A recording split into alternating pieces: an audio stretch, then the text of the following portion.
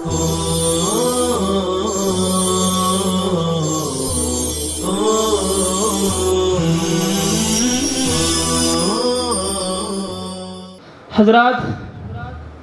ہمارے درمیان بانی جامعہ، رئیس جامعہ، خادم القرآن و عامر المساجد، ہم سب کے محسن، مشفق و مربی، محترم و مکرم حضرت وستانوی صاحب دامت برکاتہم العالیہ تشریف لا چکے ہیں۔ ہم حضرت کا تمام ہی کی طرف سے تہہ دل سے استقبال کرتے ہیں، خوش آمدید کہتے ہیں۔ الحمدللہ ثم الحمدللہ، ہمارا آج کا سالانہ پروگرام اپنی تمام تر کامیابیوں کے ساتھ پائے تکمیل کو پہنچا۔ قبل اس کے کہ ہم ہمارے مہمان خصوصی کے نصائح سے مستفیض ہوں، دل کی گہرائیوں کے ساتھ ہم تمام ہی اساتذہ کرام اور ہمارے تمام ہی طلباء اور اسی طریقے سے دیگر مہمانات کا تہہ دل سے شکریہ ادا کرتے ہیں کہ آپ نے پورے اہتمام اور ہمہ جہتی کے ساتھ پروگرام کو سماعت کیا اور کامیابی کے بام عروج پر پہنچایا۔ اللہ آپ کو اس کا اجر جزیل عطا فرمائے۔ محترم سامعین، اب میں بلا کسی تاخیر کے ایک ایسے باکمال شخصیت کو دعوت سخن دینے جا رہا ہوں جن کا بیان ایمان افروز، روح پرور، دل نشین، پرمغز اور معلومات افزا جیسی خصوصیات کا حسین گلدستہ ہوا کرتا ہے۔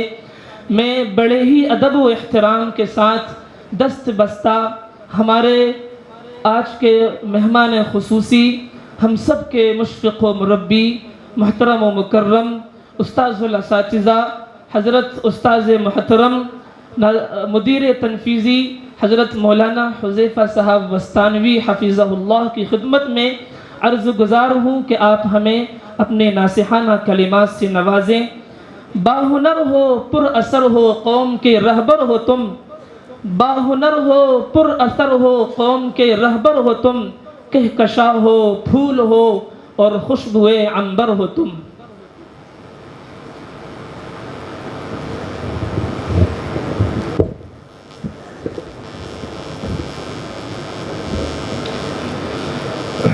بسم اللہ الرحمن الرحیم، الحمد للہ رب العالمین والعاقبۃ للمتقین والصلاة والسلام علی سید الانبیاء والمرسلین سیدنا وحبیبنا وحبیب رب العالمین محمد وعلی آلہ واصحابہ ومن ہدى بہدیہ الی یوم الدین۔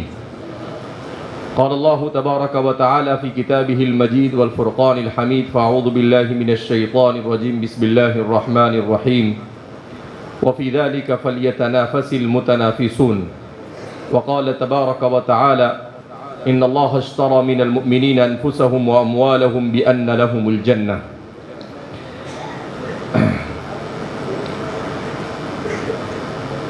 جامعہ کا اہم ترین شعبہ تحفیظ القرآن الکریم، جس میں اس سال تقریباً 2500 طلباء شروع سے لے کر اخیر تک حاضر رہے اور 115 سے زائد درسگاہوں میں طلباء تعلیم حاصل کرتے رہے۔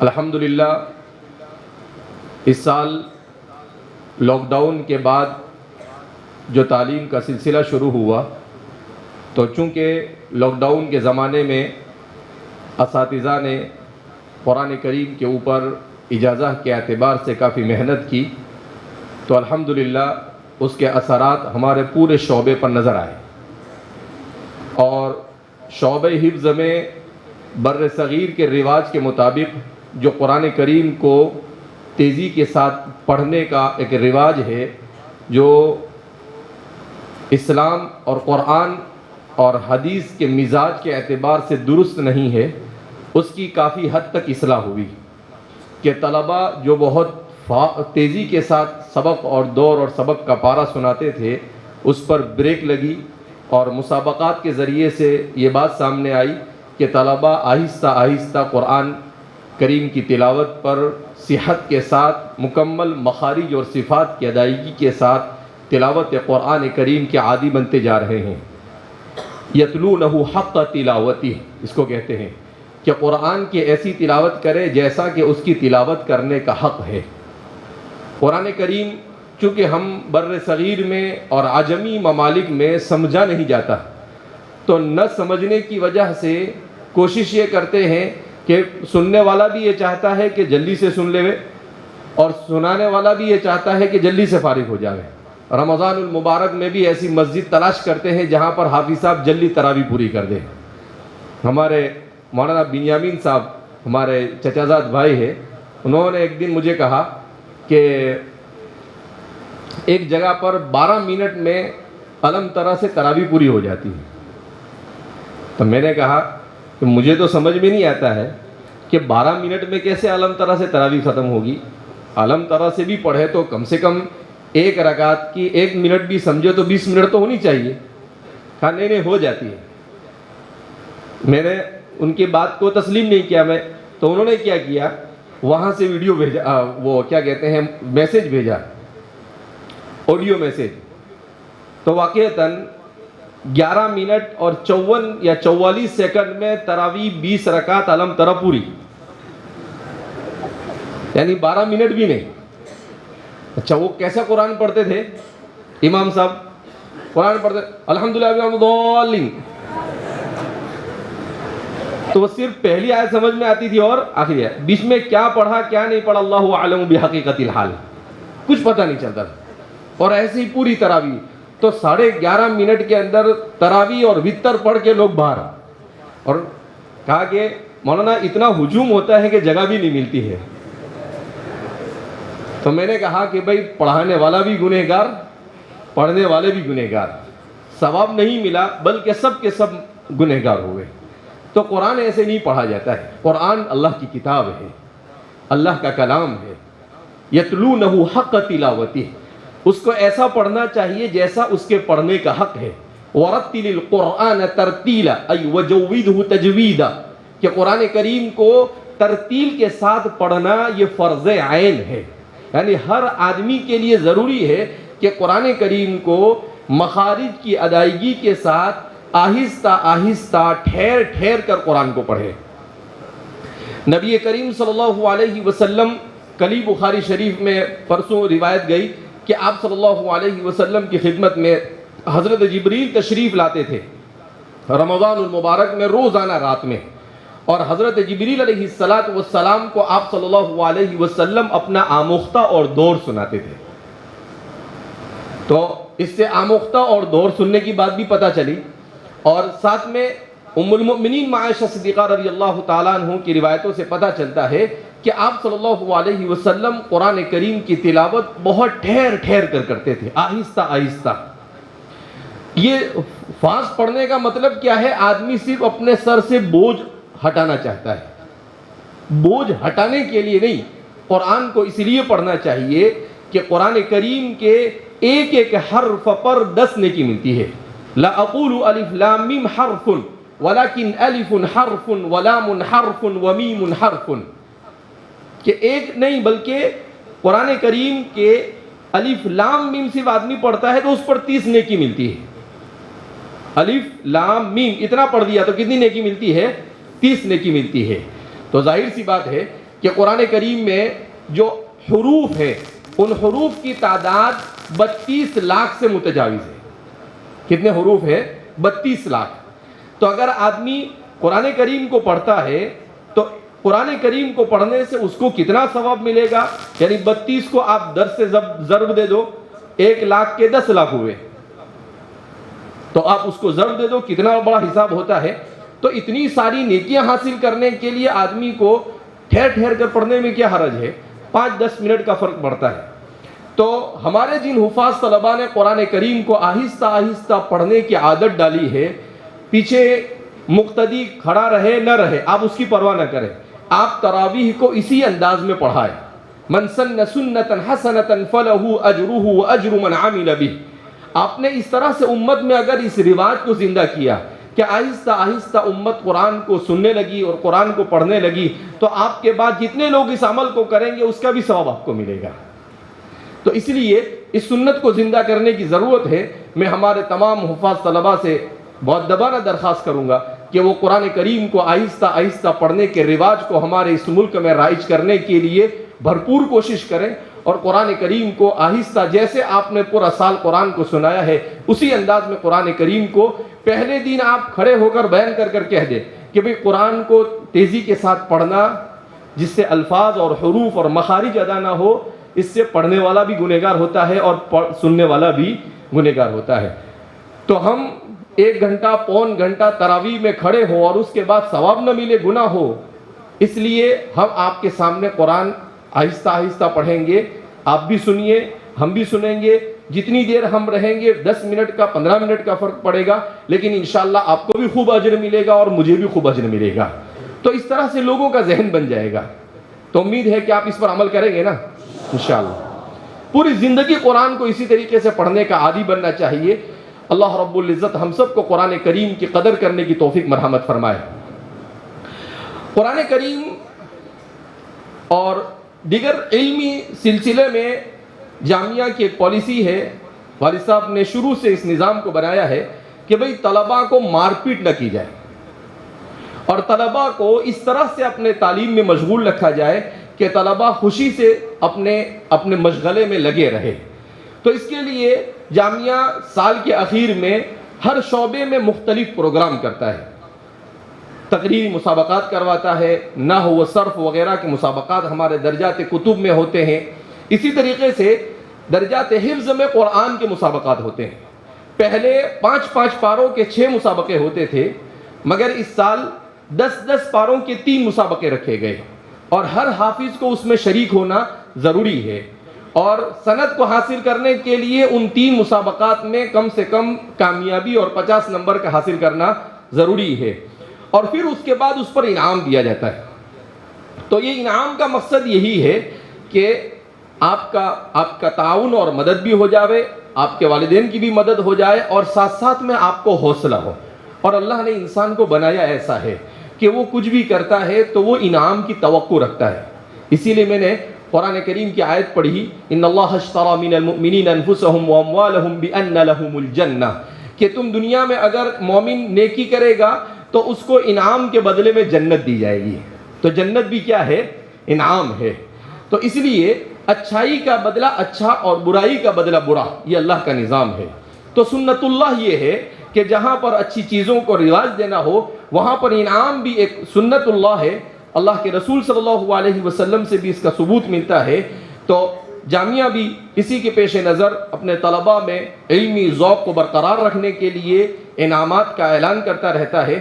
ہمارے پاس جو یہ مسابقات ہوئے، ان مسابقات میں جن حفاظ طلباء نے شرکت کی، تو ممتاز طلباء 1 سے 30 تک کا جو مسابقہ رہے 3 مسابقے، ان میں جن کا پہلا نمبر آیا انہیں 1,000 روپے، دوسرے نمبر والے کو 800 روپے، اور تیسرے نمبر پر کامیاب ہونے والے طالب علم کو 600 روپے۔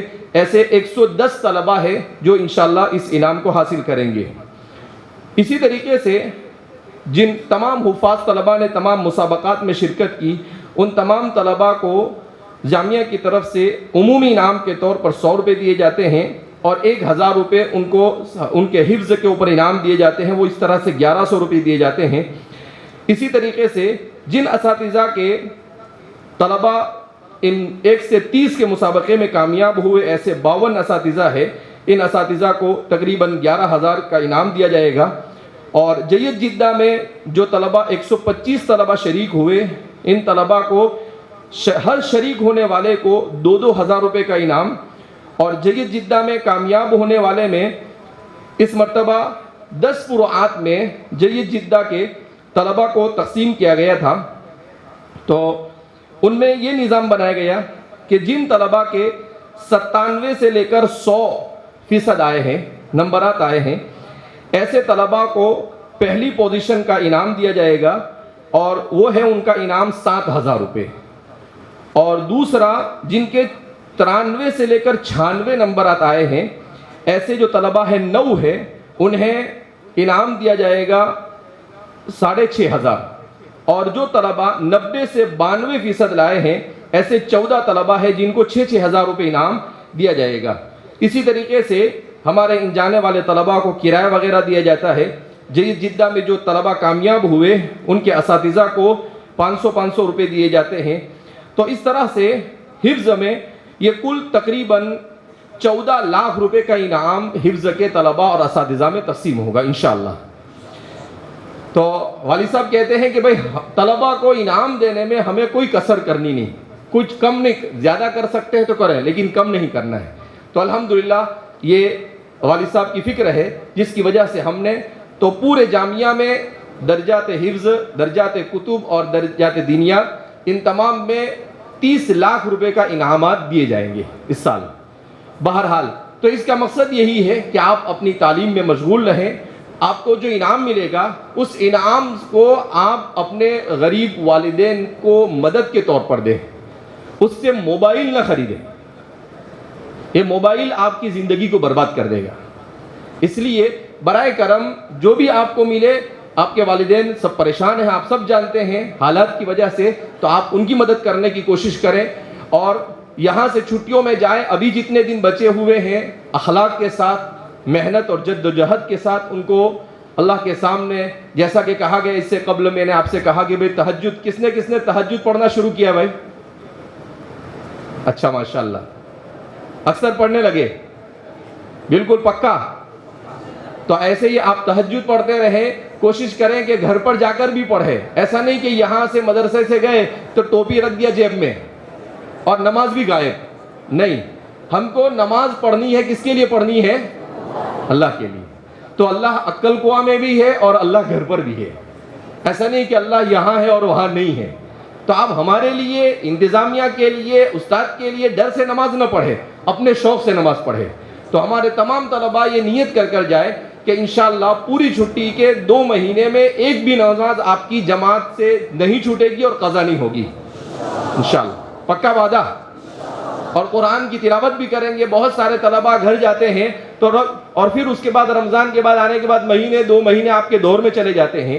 تو ایسا نہیں, اب یہاں سے جانے کے بعد معمول بنائے کہ صبح ایک پارہ, شام کو ایک پارہ, کوئی حافظ مل جائے تو اس کو سنانے کا انتظام کرے, تاکہ آنے کے بعد آپ کو دور کے لیے اپنا وقت ضائع نہ کرنا پڑے اور آپ فوراً آ کر سبق شروع کر دیں اور کہے کہ حضرت میں 2 مرتبہ 3 مرتبہ 4 مرتبہ دور سنا کر آیا ہوں. تو آپ کے استاد کو بھی خوشی ہوگی اور کہیں گے دیکھو طالب علم. تو اس سال ہمارے تمام حفظ کے طلباء کو یہ کوشش کرنے ہیں کہ وہ گھر میں اپنے گھر پر جا کر قرآن کی تلاوت کرے, اپنے والدین کو, اپنے بھائیوں کو بھی قرآن صحت کے ساتھ پڑھنے کی سکھائے, ان کو بھی روزانہ قرآن کریم کی تلاوت کی طرف تحریض کرے, انہیں ابھارے. تو انہیں بھی ایسا لگے گا کہ بھئی ہمارا بچہ گیا اور کچھ سیکھ کر آئے. آپ پہلے گئے اور ابھی گئے, آپ نے کچھ نہیں کیا, تو کہیں گے یہ تو تیلی کا بیل ہے, جہاں تھا وہاں کا وہی. تیلی کا بیل سمجھتا ہے نا؟ تیلی جو پہلے کیا ہوتا تھا, وہ کھلیان میں تیل نکالتے تھے تو بیل کے آنکھ پہ پٹی باندھ دیتے تھے اور وہ گول گول, کیونکہ اگر پٹی نہ باندھے تو اس کو چکر آئیں گے. اب وہ جب پٹی باندھ دی تو وہ گول گول گھومتا ہے. اب وہ کیا سمجھتا ہے, میں چل رہا ہوں. اب وہ بیچارہ سمجھتا ہے کہ میں نے تو 10-20 کلومیٹر کا سفر طے کر لیا, لیکن جب اس کی آنکھ کھولتے ہیں تو دیکھا کہ وہاں کا وہی ہے. تو جو آدمی زندگی میں کچھ نہیں کرتا ہے اس کو کہتے ہیں تیلی کا بیل. اس کو کیا کہتے ہیں؟ تیلی کا بیل. تو آپ میں سے کون تیلی کا بیل لینا چاہتا ہے؟ واہ ماشاءاللہ, کوئی بھی رہنا نہیں چاہتا ہے. تو سب کو کچھ گھر پر جا کر بتانا ہے نا. کیا بتائیں گے کہ بھئی قرآن کریم کے ساتھ اپنے پورے محلے کو, اپنے پورے گھر کو, سب کو قرآن کے ساتھ وابستہ کرنے کی کوشش کریں. اللہ رب العزت ہم سب کو قرآن کے ساتھ عشق نصیب فرمائے. آج ہی میں ایک کتاب پڑھ رہا تھا, قتلہ القرآن, عجیب کتاب ہے, امام ثعلبی کی کتاب. میں نے بھی پڑھی نہیں, صرف اس کو دیکھی میں نے, کہ قرآن کریم کی تلاوت سے جن لوگوں کو اس کی تلاوت کی وجہ سے موت واقع ہو گئی, تو اس کا کتاب کا نام ہی رکھا انہوں نے, قتلہ القرآن, کہ وہ لوگ جو قرآن کے عشق میں اپنی جان دنیا سے دے کر اس دنیا سے کیا ہو گئے, چلے گئے. تو بہرحال لوگوں نے قرآن کی خاطر اپنی جان قربان کی. اگر ہم اپنا وقت اور اپنی صلاحیت قربان کریں تو ظاہر سی بات ہے ہمارے لیے اس سے بڑی سعادت اور کوئی ہو سکتی نہیں ہے. اللہ رب العزت ہم سب کو قرآن کے ساتھ والہانہ محبت نصیب فرمائے. جیسا کہ اس سے قبل بھی میں نے آپ سے کہا تھا کہ جن طلباء نے حفظ پورا کیا ہے وہ طلباء عربی اول میں داخلہ لے لے, اور اساتذہ کی ذمہ داری ہوگی کہ کون سے استاد کے پاس سے کتنے طلباء حافظ ہو رہے ہیں اور وہ یہاں پر داخلہ لے رہے ہیں. تو ہر استاد کی ذمہ داری یہ ہوگی کہ وہ یہ ریکارڈ رکھے کہ آپ کے کتنے طلبہ حافظ ہوئے اور کتنے یہاں پر داخل ہو رہے ہیں، اور رمضان کے بعد بھی آپ کو انہیں بلانے کی کوشش کرنی ہے تاکہ ہمارے جو طلبہ محنت پر آئے ہوئے ہیں وہ مستقل ہمارے پاس رہ کر اپنی تعلیم آگے حاصل کرتے رہے۔ اللہ رب العزت ہم سب کو اپنی رضا کے خاطر محنت اور جد و جہد کی توفیق مرحمت فرمائے، ہر طرح کی آفت، بلا، مصیبت اور بدنظری سے اللہ ہماری حفاظت فرمائے، اللہ ہم سے راضی ہو جائے، ایسے اعمال کی توفیق مرحمت فرمائے۔ وآخر دعوانا الحمدللہ رب العالمین۔